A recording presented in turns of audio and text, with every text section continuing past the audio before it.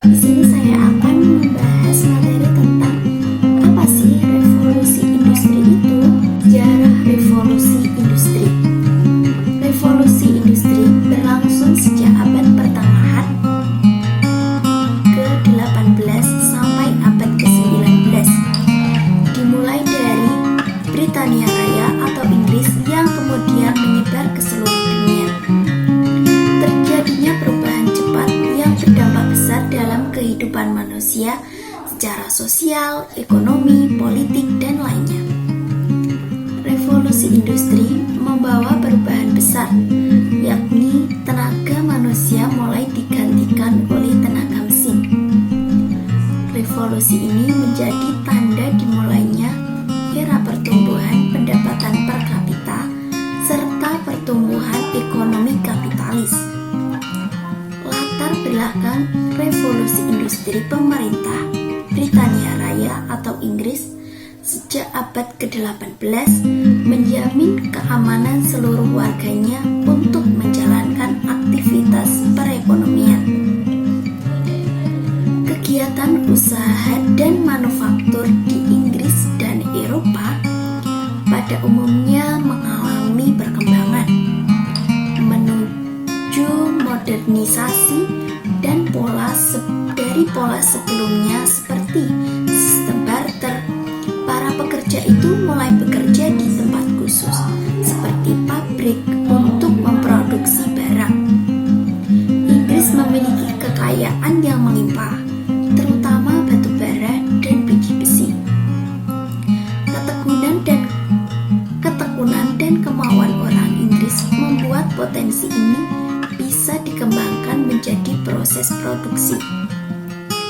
Inggris mempunyai daerah jajahan atau wilayah koloni di berbagai belahan dunia.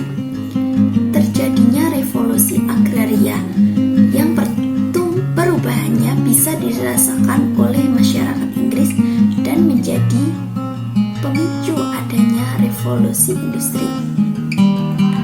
Lahirnya paham ekonomi yang bersifat liberal atau menuju perdagangan bebas di era globalisasi. Perkembangan ilmu pengetahuan dan teknologi yang cukup pesat di Inggris.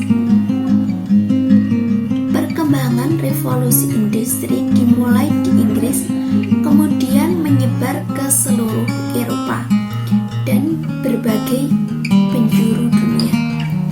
Berikut ini adalah tahapan perkembangan revolusi industri. Yang pertama, sistem domestik. Pada tahap ini, orang menjalankan kegiatan perekonomian dari rumah dengan alat seadanya, yang penghasilannya diperoleh sesuai dengan kinerjanya. Selain itu, pemilik tidak perlu memikirkan tempat kerja. Yang kedua, manufaktur. Pada tahap ini, kegiatan industri sudah berkembang, yang ditandai adanya tempat kerja, misalnya pabrik atau kantor. Hal ini bertujuan untuk menjamin kualitas produksi industri. Pengawasannya juga dapat dilakukan dengan mudah. Yang ketiga, factory system. Di tahap ini, industri mulai menggunakan mesin untuk memproduksi barang. Tempat kerja biasanya tersebar di wilayah lain, misal di beberapa lokasi di dalam kota atau di luar kota. Jumlah pegawai atau pekerjanya lebih banyak dari industri manufaktur, bisa puluhan, ratusan, hingga ribuan orang. Terkait jumlah barang produksinya, jumlah yang dihasilkan relatif lebih banyak